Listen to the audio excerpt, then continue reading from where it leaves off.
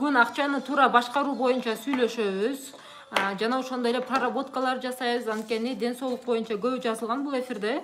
Ден соолук боюнча, төрөбөстүк боюнча проработкалар жасайбыз. Бүгүн эфир бирок кыскача болот. Батыраак жетишип калайлы да. Азыр дагы бир 5 секундта күтүп турабыз. Жок, комментарийди азыр өчүрбөй турайын.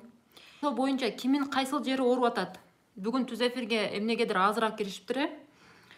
Кимин кайсыл жери ооруп атат? Ошону жазсаңыздар, установка табабыз. Мисалы үчүн жүрөк оору, бөйрөк оору дегендер болот.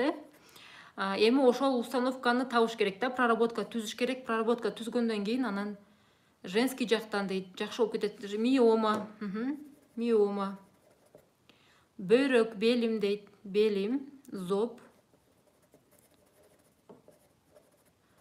Зоб, ашказан, боор.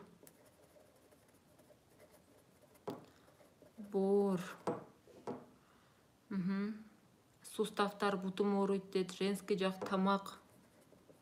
Тамак, бут. Бел менен жамбашым ооруйт, давлениям бар дейт. Жүрөк титирейт дейт.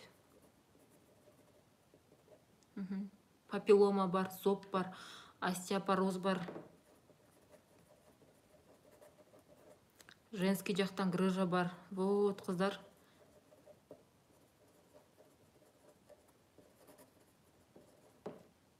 Любой оору ошо психологиялык жактан келип чыгат да. Биз врачтарга психология жактан лечение кылып жардам беришибиз керек. Мен өзүм практикамда канча айымдар ден соолугу жакшы болуп кетти. Мен өзүм эле апам сиздерге пример келтирип айттым.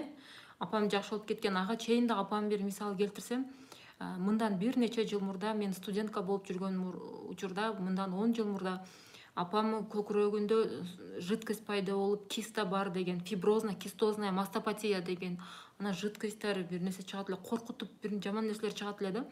Анан ошондо апам болсом, лечение кылайлы деп мен апамы больницага барып окуп каяктаганда подсознание боюнча менде эч кандай түшүнүк жок болчу да. Мен эми апам ушундай да аракет кылам, апам кенебездик кылып атат деп апам болсо мынтет болчу да. Мен бул ооруну ойлобошум керек. Эгер мен азыр бул ооруну ойлой турган болсом, салатанарияны баштадым, жардамым супер дейт. Азаматсыздар, мен дагы бүгүн 100 жолу салатанарияны окудум. Анан апам ойлобойм дейт эле, бул ооруну ойлобойм дейт эле. Мен болсом баягы билбей эле койм, мен ушул ютубтан аябай фиброзная кистозная мастопатия боюнча окуганмын. Анан кийин барып алып, неде окууга, врачтарга барып сурап жүрө бериптирмин. Апам болсом жок да, эч кимди укпай койгон. Эгер мен бул ооруну ойлой турган болсом, анда мен ооруп калам, анда мен кыжаат болуп, сарсана болуп калам, мен ойлобойм дейт эле. Анан жомоктогудай болуп, апам ошол ооруну ойлобой койгондон кийин, бир нече жыл өткөндөн кийин баргандан кийин жана көкүрөгүндө эч кандай киста жок, көкүрөгү таптаза чыкты, без всякого лечения. Буга не дейсиздер эми? Туурабы? Сомнение кылып аткан айымдарга, ойдун күчүнө сомнение кылып аткан айымдарга. Кече күн апам сахар дешти. Эми жаш өткөндөн кийин ушинтип ооруй берет экен. Атам бут ооруйт, дагы бир жер ооруйт. Эми жаш өткөн сайын ата-энебиз назик боло баштайт экен. Анан ашказан ооруйт. Анан сахар деп айтты дедим. Сахарда салатанария окугандан кийин сахарда жакшы болуп кетти. Ошон үчүн мен бул жерде оору менен жазылат, мага көбү төрөбөстүк деле ошол ооруга эле кирет деп эсептейм. Ага деле бирди берем. Төрөбөстүк, ден соолугу кимдин кайсыл жери оорубасын, мен ошол установка табып, проработка түзүп берем. Установка тапкыла дейм. Мисалы үчүн өтө внимательно окуп турабыз. Азыр мына бардык оорунун түрлөрү: миома, бөйрөк, зоб, ашказан, остеопороз, жүрөк ооруйт, жүрөк титирейт, тамак ооруйт. Бардыгы оорунун бардык түрлөрүнө азыр алгач установкалар тапканды үйрөнөбүз да. Бул жерде подсознание бар, билесиздер, бул жерде бизге аябай көп установкалар кирип калган да. Мисалы үчүн сиздин акылыңызда, сознанияңызда сизде жөн эле мисалы бөйрөк ооруйт деп турса, бул жакта бөйрөк ооруш үчүн ошончо установкалар болуп чыгат да. Ошонун бардыгын терип чыгыш керек. Мисалы үчүн мындай кылып, мен өзүм подсознанияда установка мындай болуп көргөм да. Образ көргөм. Образ көргөндө талаа турат, талаада көп жашнакай гүлдөр өсөт, үстүнө эле чурмоктор, чөптөр толуп калган да. Ошол ар бир чөптү, чурмокту жанагындай терип алгандай эле ошол установкаларды подсознаниядан терип алгандан кийин уже болду. Сиз ден соолугуңуз жакшы деген сигнал Кудай Таалам барат дагы. Бир нерсе болуп, апам сиздерге мисал кылып келтирип кеттим. Бир нерсе болуп туруп, сиздин ден соолугуңуз жакшы болуп кетет. Лечение кылсаңыз дагы, кылбасаңыз дагы, лечение кылып дагы жакшы болуп кеткендер болду менде. Лечение кылбастан дагы жакшы болуп кетти, эми Кудайдын кудурети менен. Ошондуктан келиңиздер, подсознание менен иштеңиздер. Подсознание бул Кудай менен түзмө-түз байланышта деп айттым сиздерге.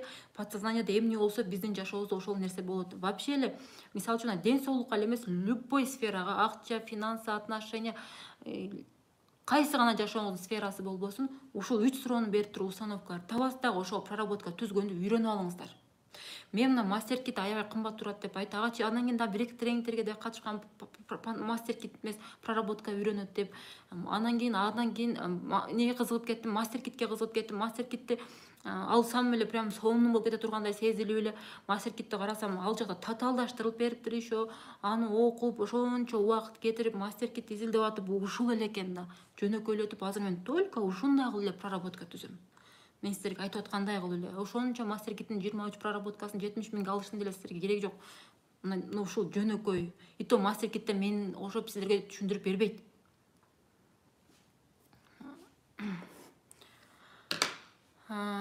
Мындай кыласыздар. Биринчи, мисалы үчүн мына бөйрөк ооруйт деп атат, бөйрөк. Эмне себептен сиздин бөйрөгүңүз ойлойт деп ойлойсуз, ооруйт деп ойлойсуз? Мына суроону жазайын алгач. Внимательно угабыз. Внимательно, бул эч кандай кыйынчылыгы жок, бирок суроолор аябай көп келип атат магачы. Жооп берип коюңчу деп. Хотя мен башында сиздерге айткан болчумун, мен личкама жазганы болбойт деп.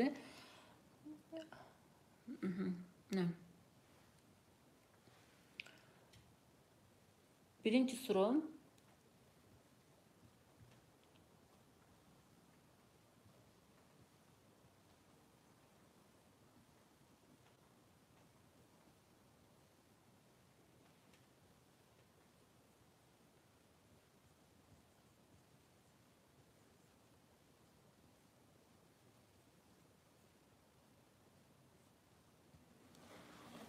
Биринчи суроону тоскам чоңураак болуп атат бир аз. Биринчи суроо, эмне себептен менин бөйрөгүм ооруйт деген суроого өзүңүз жооп бересиз. Мисалы үчүн, эмне себептен менин бөйрөгүм ооруйт десем, мен шамалдатып алганмын, мен суукта көп жүрүп койгонмун, допустим да. Суукта көп жүрүп койгонмун, бул наследственный оору деп келиши мүмкүн. Ар кандай ойлор жооп келет, ошону сизге подсознание берип аткан болот. Ошондуктан ошол ар бир жоопту жазып алышыңыз керек. Көрүп атасызбы, мен азыр эле мына 3 себепти таап койдум мисалы үчүн. Экинчи себеби. Менин бөйрөгүм айыгып кетиши үчүн кандай кыйынчылыктар болуусу мүмкүн? Менин бөйрөгүм айыгуусу үчүн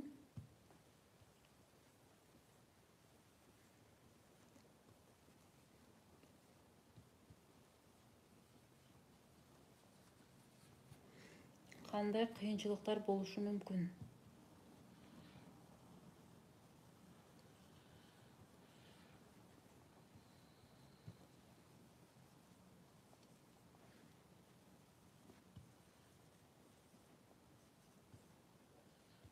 Экинчи суроо.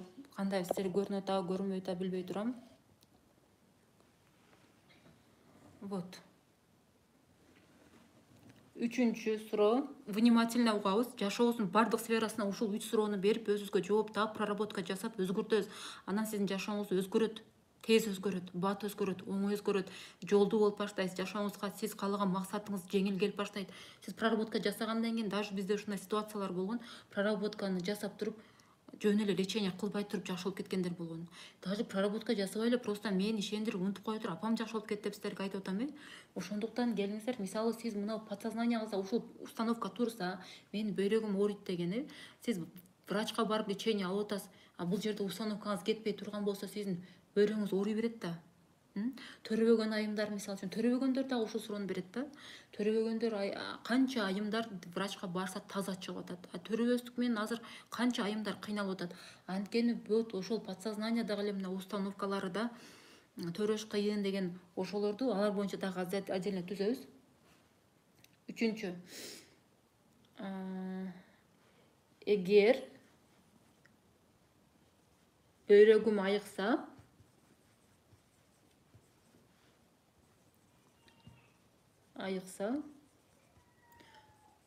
кандай минус нерселер болушу мүмкүн?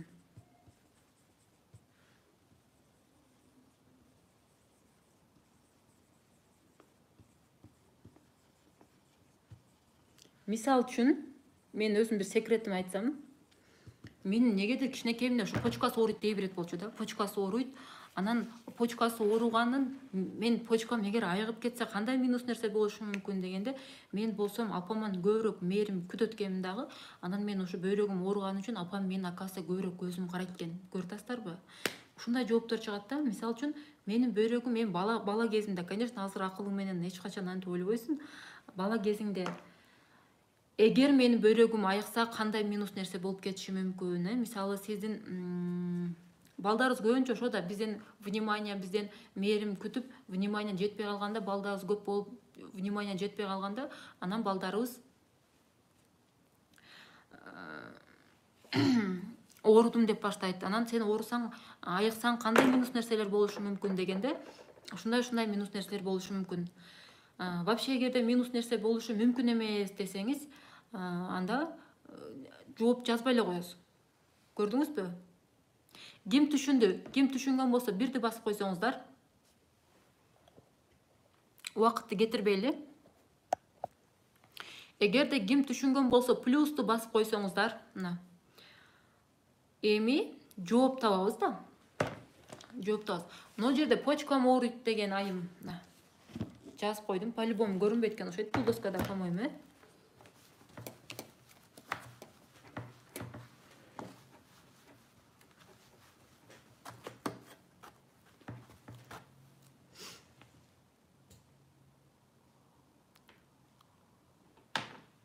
Апамда оору бар деген установка бар го менде дейт. Вот.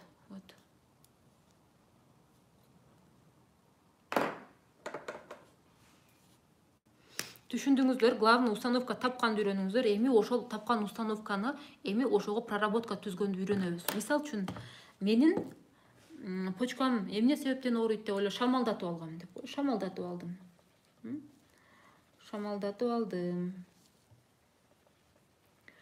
Шамалдатып алдым деген, женский жактан ооругандар бардыгы обида на мужчины в основном.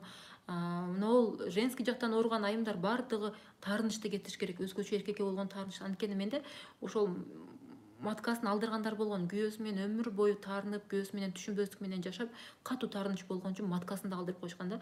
Ошондуктан биздин жүрөгүбүз маткабыз болот да. Бүт обиданы биз через матка өткөрөбүз өзүбүзгөчү. Мындай кыласыздар. Установка таптык. Канча установка бар экен жазып аласыз. Баягындай табадан чурмокту үзүп алгандай эле кылып эле бүт установкаларды табып, үзүп таптаза алып туруп жок кылабыз да.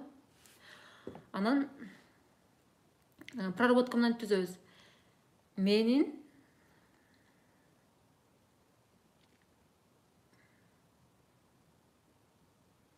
Менин бөйрөгүм шамалдап калган үчүн ооруйт деген установканы чакырып алуу мага мүмкүн болчу. Кандайдыр бир себептер менен бул установканы чакырып алуу мага керек болчу. Бул установка мен үчүн выгодно болчу. Бирок бул менин гана оюм, менин гана установкам. Бирок бул ой менин гана, менде гана деп айтасыздар. Албетте түп-түз айтпайсыз, релакс состояниясына келип туруп, мен айткандай, өзүңүздү бош коюп туруп, терең дем алып туруп, анан кийин айтасыздар. Ушинтип түзөсүз. Дагы кандай, мисалы үчүн, бул жерде жүрөк оору, эмне үчүн жүрөгүңүз ооруйт деп ойлойсуз дегенде, көп стресс болгонмун. Мен көп стресс болгон үчүн жүрөгүм ооруйт деген установканы чакырып алуу мага мүмкүн болчу. Кандайдыр бир себептер менен бул установканы чакырып алуу мага керек болчу. Бул установка мен үчүн выгодно болчу. Бирок бул менин гана оюм, менин гана установкам. Бирок бул ой менин гана, менде гана. Мисалы үчүн, боор оору деп атасыздар. Эмне үчүн сиздин бооруңуз ооруйт деп ойлойсуз?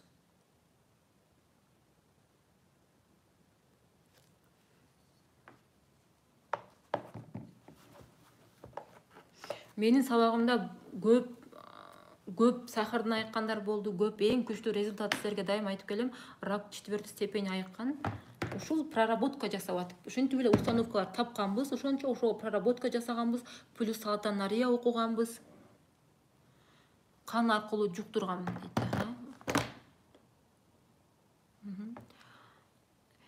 Мынтип айтасыз, кан аркылуу жуктургам дегенде мен боор ооруму кан аркылуу жуктургам деген установканы чакырып алуу мага мүмкүн болчу.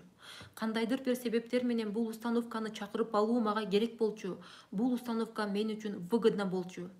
Бирок бул менин гана оюм, менин гана установкам. Бирок бул ой менин гана, менде гана деп айтасыздар. Кочкор атадан дейт. Кочкор атага салам.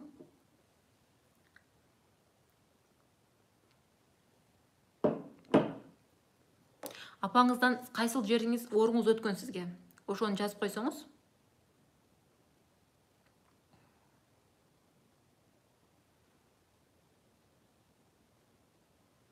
Кан аз. Кан азга деле ушундай установка табасыз да. Грыжа. Мен өзүм грыжадан айыгып кеткенмин. Ушуларды аткарып, менин грыжам вообще жок. Менде грыжа 4 ушундай грыжа бар эле белимде. Көтөрө албайт элем. Кийин ошо проработкалар жасап, салатанария вообще аз, менин белим таптаза.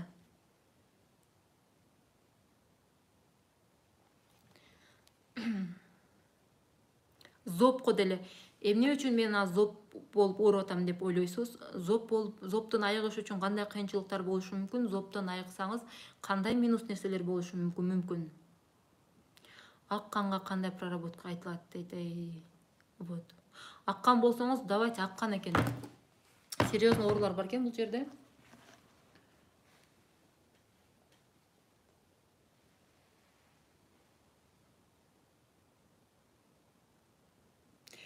Сиз мынтесиз. Эмне себептен ак кан болуп ооруп атам деп ойлойсуз? Ак кандан айыгыш үчүн кандай кыйынчылыктар болушу мүмкүн? Ак кандан айыксаңыз кандай минус нерсе болушу мүмкүн? Эмне үчүн ак кан болуп калдым деп ойлойсуз? Сиз мисал үчүн жазып кетсеңиз. Бут ооруйт дейт. Давление бар. Эмне себептен давление болуп алдым деп ойлойсуз? Давлениядан айыгып кетиш үчүн кандай кыйынчылыктар болушу мүмкүн деп ойлойсуз?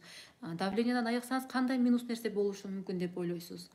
Ошол суроолорго жооп таап туруп, ушул мисал үчүн эмне себептен давление болуп калдым деп ойлойсуз дегенде, көзүңүз ооруса деле ошону аткарсаңыз боло берет. Подсознание творит чудеса деп коет да, ошондуктан сиз аткара беришиңиз керек. Аз кандуулукка, ак кандуулукка эмне себептен ак кан болуп, ак канмын деп ооруйсуз? Ошону жазып койсоңуз. Апамдан экзема сыяктуу өткөн бутка дейт. Вот.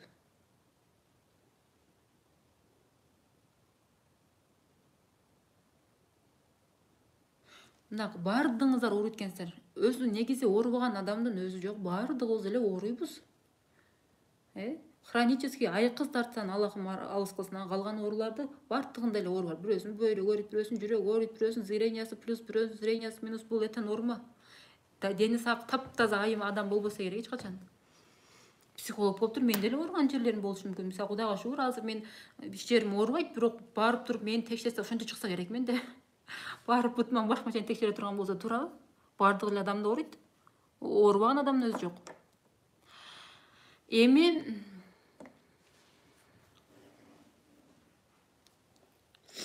жолдошум жүрөгү ооруйт дейт. Жолдошумдун жүрөгү таза, бирок мен өзүм каалабадым жолдошумдун жүрөгү таза болуусун. Кандайдыр бир себептер менен мага жолдошумдун жүрөгү таза болуусу керек эмес болчу. Бирок бул менин гана оюм, менин гана установкам. Бирок бул ой менин гана, менде гана деп. Бул дагы вариант, бир вариантта проработка жасаган. Тигиндей кылып жасасаңыз дагы болот, мындай кылып жасасаңыз дагы болот. Эртең да жасатам силерге проработка буюрса. Азыр эфирди бул проработканы бүтүрүп салбайлы. Негизи бүгүн эфир кыска болот деп айткан болчумун. Эфирди кайта-кайталап көрүп алыңыздар. Азыр мисалы ушул эфирди көрбөгөн адам кандай жашоосунда баалуу информациядан калып атканын түшүнбөгөнү өкүндүрөт. Адам ушундай да, жашоосун өзгөрткүсү келет баардык адам, бирок ал Кудайдан болбойт, ал адам өзүнөн болот. Адам ушундай жалкоо болот. Жөн эле буга алма пыш, оозума түш десе да, ушул акчаны берип койсо, 500 сом берсе эле Кудай таалам суф деп туруп жашоосун өзгөртүп койсо, жок. Тилекке каршы андай болбойт. Жашоону өзгөртүү бул өзүң өзгөртүү. Өзүң өзгөртөсүң, анан жашооң өзгөрөт да. Менин өтүм таза, өтө таш болсо, өтүм таза, бирок мен өзүм каалабадым өтүм таза болуусун. Кандайдыр бир себептер менен мага өтүмүн таза болуусу керек эмес болчу. Бирок бул менин гана оюм, менин гана установкам. Бирок бул ой менде гана. Болду кыздар, өчүрүп коеюн, өчүрөм. Эми төрөбөстүктөргө жасайлы. Көпчүлүк айымдар төрөбөй кыйналып атат, бүгүнкү күндө стресс, депрессияга жаш келиндер түшүп атат. Мисалы үчүн төрөбөстүк болсо, биринчи жанагы эле суроо: эмне себептен төрөй албайм деп ойлоймун. Эмне себептен боюмда болбой атат деп ойлоймун. Экинчиси, эгер мен кош бойлуу болсом, менин жашоомдо кандай минус нерселер болушу мүмкүн. Үчүнчү, жанагы эле, эгер мен кош бойлуу болсом, кош бойлуу болуу үчүн кандай кыйынчылыктар болушу мүмкүн. Мисалы үчүн бир айым айтат: мен эжемин төрөгөнүн, кыйналып төрөгөнүн көрүп калып, мен коркуп калганмын дейт да, мисалы үчүн. Анткени өлүп калам деп. Төрөт бул өлүм деген установка болот да. Өлүм. Көрдүңүзбү? Төрөт бул өлүм деген установка болгондо бул жерде. Төрөт бул өлүм дегенде, бул көрдүңүзбү? Төрөт бул өлүм деген установканы чакырып алуу мага мүмкүн болчу. Кандайдыр бир себептер менен бул установканы чакырып алуу мага керек болчу. Бул установка мен үчүн выгодно болчу. Бирок бул менин гана оюм, менин гана установкам. Бирок бул ой менин гана, менде гана деп айтасыздар да. Канча төрөткө деле ушуга болсо, мисалы үчүн мен өзүмдүн практикамда 15 жылда төрөбөгөндөр, 18 жылда төрөбөгөндөр боюнда болду. 5 жылдап, 1,5 жылдап, акыркы бир окуучу мына жерде 1,5 жылда боюнда болду. Албетте мен айтпайм, менин төрөбөстүк менен жазылгандардын баардыгынын боюнда болуп кетти деп айтпайм, бирок боюнда болгондо мен сиздерге айтып атам. Бизден аракет, результат Кудайдан да. Ошондуктан эрте бериш, кеч бериш ол Кудайдын колунда экен. Бирок Кудай таалам ушуларды тазаласаң боюңда болуш керек. Анткени бул установкаңан болот, боюнда болбой атканчы. Анан мен мисалы өзүмө сабагыма жазышат, ушу төрөбөй атат, жазылып кой дегенде ушуларды проработкалар түзүртөм. Установкалар таптыртам, проработкалар түзүртөм, аткаргандар да болду, ишенип. Анан аткарбайт да көбүчү. Айтып атпайм, баардыгын алма пуш, оозума түш. Ошончо установкалар таптым. Эмне себептен сен боюңда болбой атат деп ойлойсуң? Боюңда болсо кандай минус нерселер болушу мүмкүн? Кандай кыйынчылыктар болушу мүмкүн боюңда болуш үчүн деп десем, жооптор таап келет. Анан ар бирине проработка түзүп, голосовой түзүп же жазып туруп личкасына жөнөтөм. Ошону аткар. Прям отуруп алып үйлөтүп, релакс состояниясына түшүп үйлөтөм. Анан дальше аны аткарбайт да. Баягы адамга лучше стресс болуп жашаган жакшы, ушуну аткаргандан көрөчү. Аткаргандар кубанып, боюмда болуп калды деп кубанып жүрөт. Хотя акыркы менин боюмда болгон кыз мага сүйүнчүлөгөнүнө где-то 1 ай дагы болгон жок да. 1 ай болду, максимум болсо 1 ай болду. Ал кыз өзү жанагындай детский матка. Детский матканда боюнда болду. Ушулар түзүп бердим, полностью ушулар түзүп бердим эле боюмда болбой атат дегенден.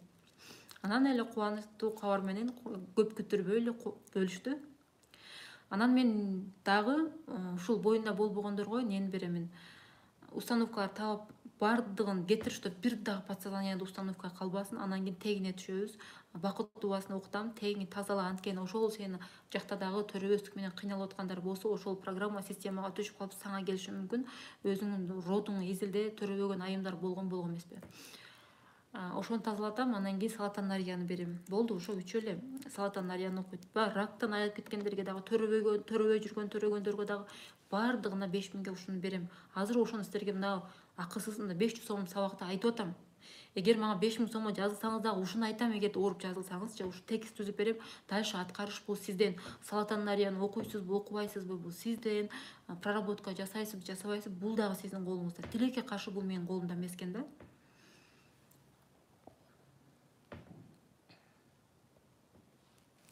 Ким түшүндү?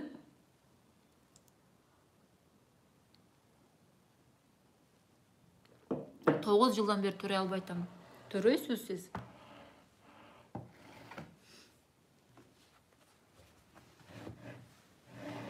Нурзат Токтосунов айтат го. Мына биздин төрөбөгөн айымдар үчүн мына биздин ичибизде чакрабыз бар да. Биздин мына ичибизде чакрабыз бар.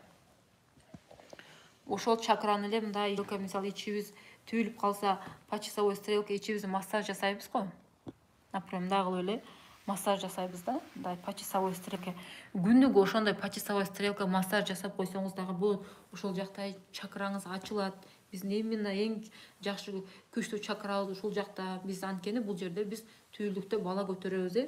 Мен сени жакшы көрөм, бул же менин жаатымда ушундай кыйын балдар жаралат, ушундай деп жакшы сөздөрдү айтып, чакраңызды күнүгө бир 10 жолу, хотя бы 20, 30, 100 жолга чейин кааласаңыз ушинтип эркелетсеңиз болот. Анткени мен бул боюнча окудум. Что ушинтиш керек деп мен окудум. Чакра боюнча. Андан кийин Нурсат Токтосунованын ораторский обучение деген бул жака бизге Ош шаарына не келип калды. Олигарх ресторанына келип калды, ораторский боюнча окутат көп жылдан бери. Анан ораторский сабагына барганда ошол жерде ушул нерсени да айтып кетти да. Мен көп жылдар бою боюмда болбой жүрдү, билесиздер. Бул нерсени мен эч кимге каалабайм. Муну бул боюмда болбой жүргөн айым гана түшүнөт. Оказывается, мен ушунча жыл балалуу болбой жүргөнүмүн себеби мен ичими жакшы көргөн эмескенмин деп атпайбы, карабайсыздарбы? Ичими жакшы көргөндөн кийин мен кош бойлуу болуп төрөдүм дейт. Ошондуктан ичиңизди да жакшы көрүң. Ушуну да аткартам мен.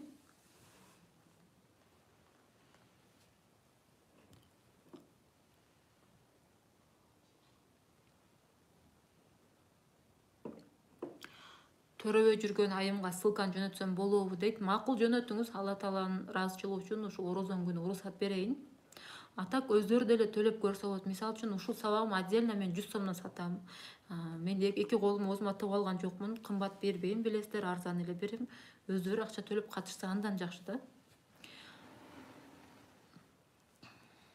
Ар бир адамдын өзүнүн акысын берип коюш керек.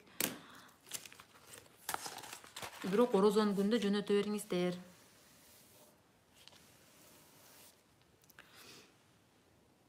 Ссылка кеч келди дейт. Ссылка кеч келсе, сиздин менеджериңиз ким болот? Жазып койсоңуз атыны. Менин де ссылкаларды группага мен жөнөтпөйм, кечирим сурайм менеджер кыздарым үчүн. Мен общий менеджер деген группага жөнөтөм. Ал жакта мен 40 менеджер кызым бар, ошолор ссылканы группага жөнөтөт. Бир себептер болуп кечип калышты окшойт, бирок эскертүү алышат сөзсүз түрдө. Өтө серьезно мен айткам аларга.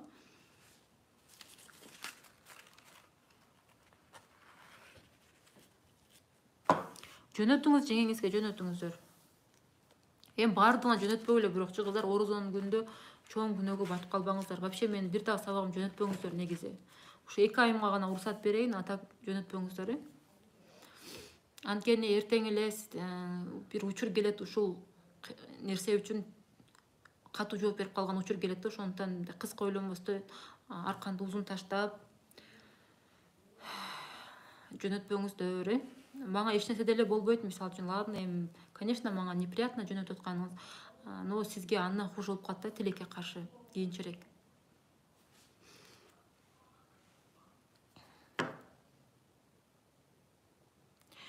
Келиңиздер, эми жаңы тема көтөлүү, акча тууралуу, акчаны кантип колдонуш керек. Эртең бизнес тууралуу да сабак өтөбүз. Акча, бизнеске киретін акчаны да туура колдонуу. Мен өзүм кантип акчаны колдономмун.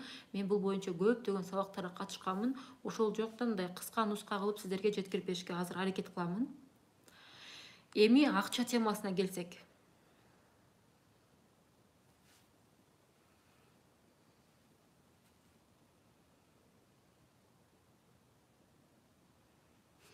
Төрөбөй жүргөн айымдарга үйрөтүң ушу проработкаларды туура.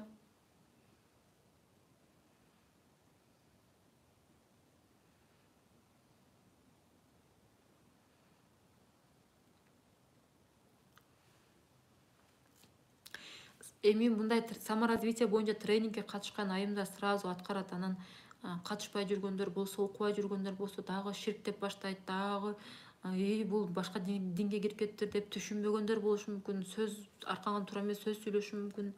Ошондуктан жөнөтпөй эле коюңуздар. Айтып коюңуздар, что ушундай Улкан Жорбаевдин сабагынан көпчүлүк айымдар төрөгөн болуптур. Факт, доказательстволор бар экен. Алар менин окуучуларым бар, номерлери дагы бар, жада калса төрөгөндөр төрөптүр. Сен дагы ошого катталып көр деп көрүңүздөр. Сабакка катышсын, алгач подсознание эмне экенин түшүнсүн.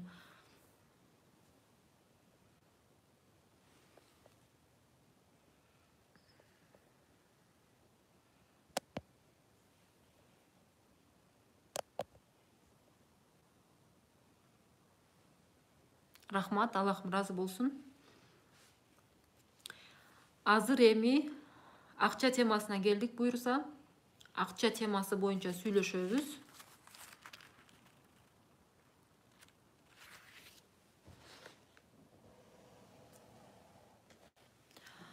Мен жакшы угулуп жатамбы? Эгер жакшы угулуп жаткан болсом, бирди басып койсоңуздар, эгер угулбай жаткан болсом, экини басып койсоңуздар.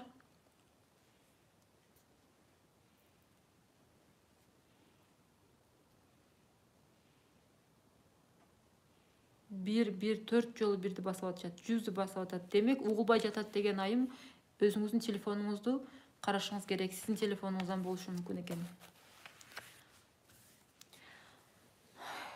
Акча. Комментарийди өчүрүп койдум. Акча боюнча. Кедейчилик боюнча айтып кетсең, мисал үчүн кандай адам кедей адам болот да? Мисал үчүн кедей адам деп кандай адамды айтабыз? Кедей адам деп акчасы жок адамды айтабыз. А мен мисалы сабылгандан кийин мен ой жүгүрдүм, өзгөрдү. Кедей адам деп байыганды каалабаган, акча табуунун өнөрүн үйрөнгүсү келбеген, способностун үйрөнгүсү келбеген адам кедей адам болот да. Анткени акча тапкысы келсе, ал ошолго аракет кылса, адам акча табат. Болгон адамда желание жетпейт да анчалык, жана кедеймин деп жүрө берет.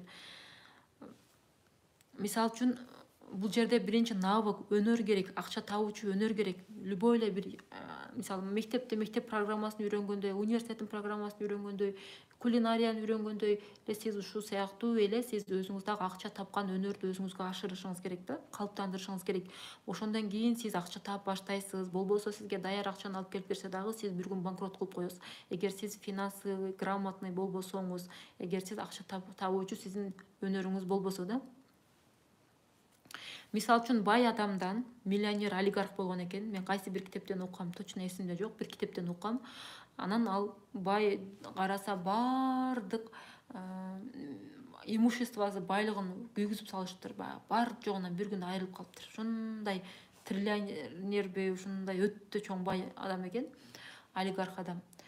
Анан жанакы бай адам аны көрүп кандай реакция кылыптыр дейсиздер? Ал адам тигини көрүп жөн эле карап туруп, спокойно күлүп коюптур да. Ишенесиздерби? Анткени ал айтыптыр да, эми кайра ушунун баарын башынан жасашка туура келет деп. Ушунчалык өзүнө уверенно айтыптыр да. Что жасай алат экен. Анткени анда өнөр бар. Аны жасашты билет ал. Мисал үчүн повардан, элестетиң, повардан ашканасын тартып алып койсо, повар эмне ошол бойдон иштебей калабы? Ал башка ашканага барып деле иштей берет турабы? Анткени анын өзүнүн поварлык, өзүнүн ашпозчулук, өзүнүн өнөрү бар.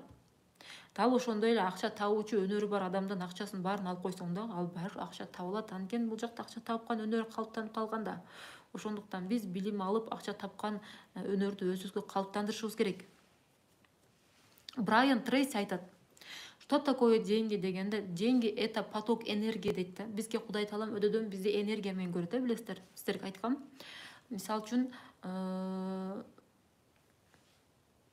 аба деп коелу, аба. Жок, аба эмес, мисал үчүн кандай десем, на свет, газ, суу сыяктуу эле ушул это поток энергии да, акча дегенчи. Бирок биз ошол бизге берген Кудай таалам бизге акчаны берет экен. Берем эле деп турат экен, адам өзү ошого даяр болбойт экен да. Айрым адамдар. Мисал үчүн Кудай таалам акчаны берет экен дагы, эгер ошол акчаны биз туура колдонбосок, туура иштетпесек, ал акчаны бизден алып коет экен. Ошондуктан берип көрөт экен. Бергенде биз иштете албасак, алып коет. Именно биз ошол акчаны система менен иштетишибиз керек. Эгер система менен иштетпей турган болсок, анда ал акчаны Кудай таалам алып коет. Бул иштете албайт экен депчи. Эми ошол акчаны биз кантип система менен иштетебиз? Мисал үчүн сиз зарплатаңыздын, сиздин бир айлык кирешеңиз 30 000 сом дейли. Допустим, 30 000 пример кылып көрөйүн бул жерде.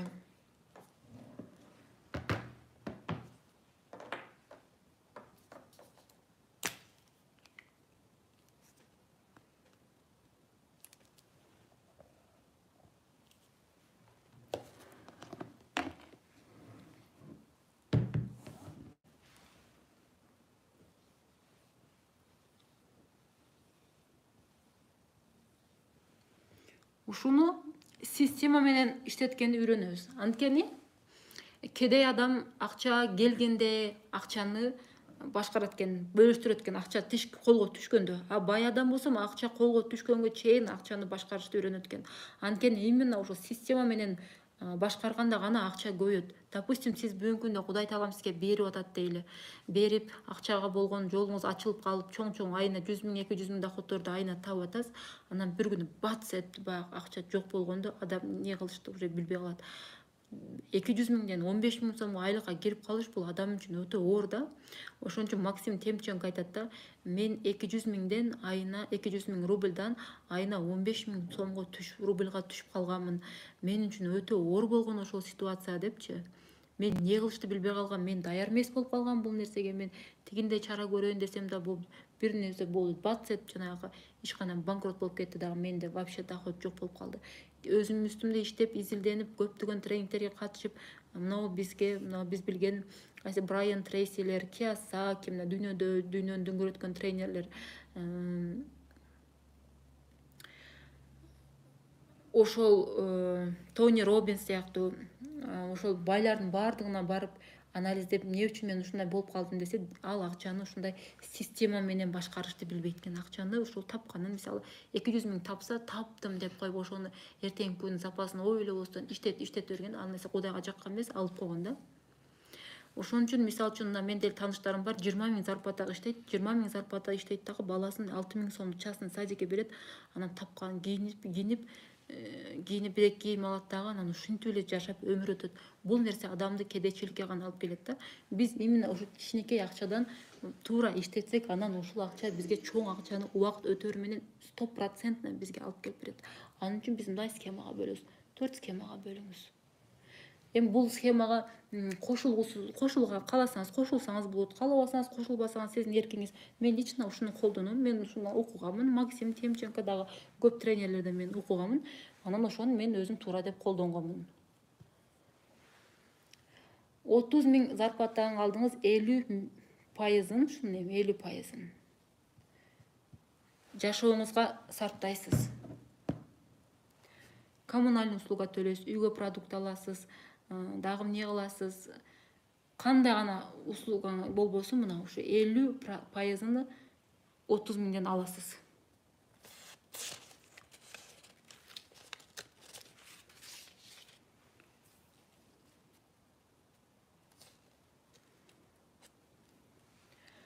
Андан кийин 30%-ны сиз эртеңки күнгө коюң да, өзүңүздүн өнүгүүңүзгө, саморазвитияңызга, тренингтерге. Сиз ар дайым тренингтерге окуп, ушул саморазвитие боюнча, финансылык сабаттуулук боюнча тренингтерге окуп, мына бизнесиңиз болсо, бизнеске акча вложение кылыш керек, бизнести өстүрүш үчүн акча вложение кылыш керек. Ушул тренингтерге, бизнес, ушу саморазвитие, өзүн өнүктүрүү,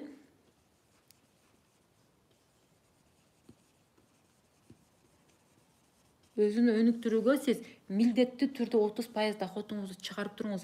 Эгер андай кылбасаңыз, в лучшем случае 30 000 доходуңуз калат сизде кийинчерээк, в худшем случае 30 000 доходуңуз дагы жок болуп кетет. Нолдо болуп калышыңыз мүмкүн да, потому что мына нерсе сиз келечегиңизди ойлоп, келечекке аракет кылган жоксуз.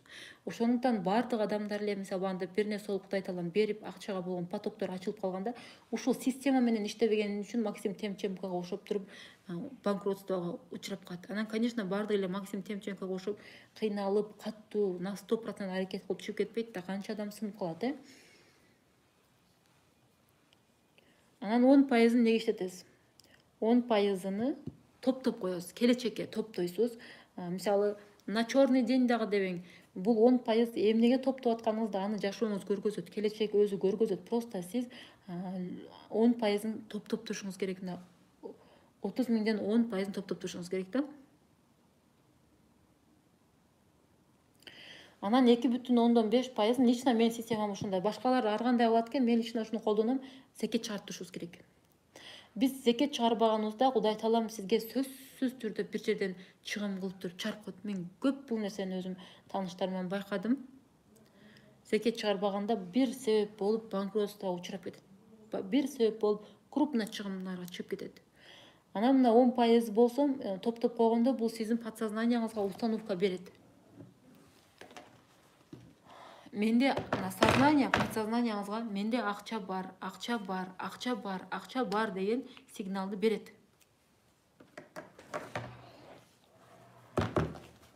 Ошондо сизде ошол установкаңыз менен сиз акчаңызды көбөйтөсүз. Мына 30% өзүңүздүн өнүктүрүүгүзгө акча кетирип атканыңыз, 30 миңиңизди сизге бир күн келип 100 миң, 200 миң, 1 миллионго чейин көбөйтүп берет. Сөзсүз түрдө канча таппаң 10 миң табасызбы, канча таппаң сөзсүз түрдө ошол өзүңүздү өнүктүргөнгө, тренингтерге, китептерге акча сарпташыңыздар керек болот.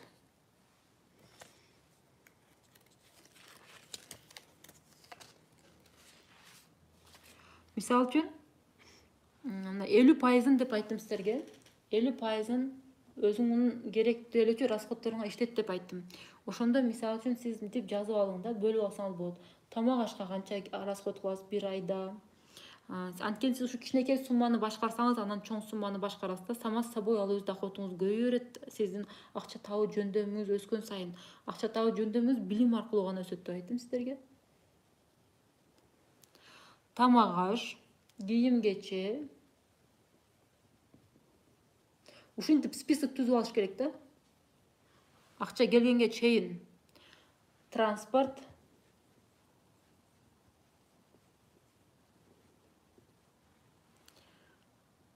анан балдарыбызга, бала чакага канча кетиребиз.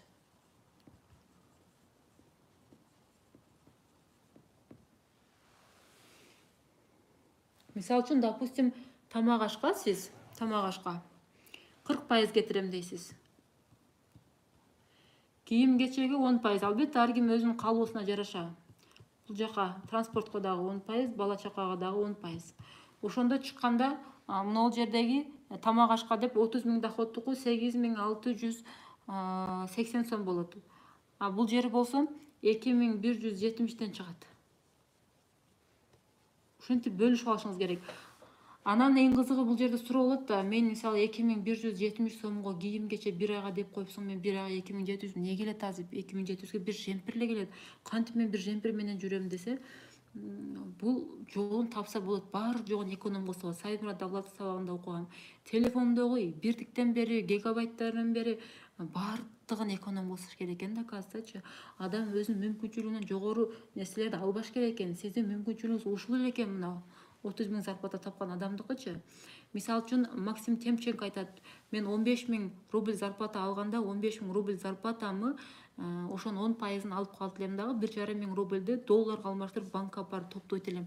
Ошол өзүнүн ошол акчам бар деген программа киргизиш үчүн подсознанияга кирип акча бар деп ошо акча көбөйөрөт. Анан калганын слишком эконом кылып жашагам дейт да. Мисалы үчүн любой нерсени арзан алганы үйрөнгөнмүн. Мисалы Сайдмурат Давлатов так айтат да, сен өзүңө суроо бер дейт. Суроо бер, эгер сен ушул нерсени албасаң, кандай минус нерсе болушу мүмкүн деп, өтө абдан акылдуу адамдар булар. Мисалы үчүн Максим Темченко айтат да, бул мен дейт 2000 акча алып кирип туруп магазинге киргенде ушундай прям на максимум эконом кылып, кайсы кымбат нерсени арзан алса болот, арзан алып, мисалы үчүн кымбат телефон менен арзан телефон экөөнү карасаң, экөөнүн функциясы бир эле, просто жанагы кымбат бул арзан. Именно кымбаттын эмне кереги бар, ушул арзан менен деле колдонсоң болот. Допустим, эгер сен телефон менен иштеп, именно сага сапаттуу видеосу сага керек боло турган болсо, приложениялары алсаң болот кымбат. Эгер керек эмес болсо, вообще кымбат нерсени алыштын кереги жок дейт да. Анан ал айтат, вообще мен дейт, дагы бир тренер болчу Россиядан, Игорь, фамилиясын унутуп атам, бир айына $100 000 расход кылат экен, чыгым. Бир айына расход эле $100 000 экен.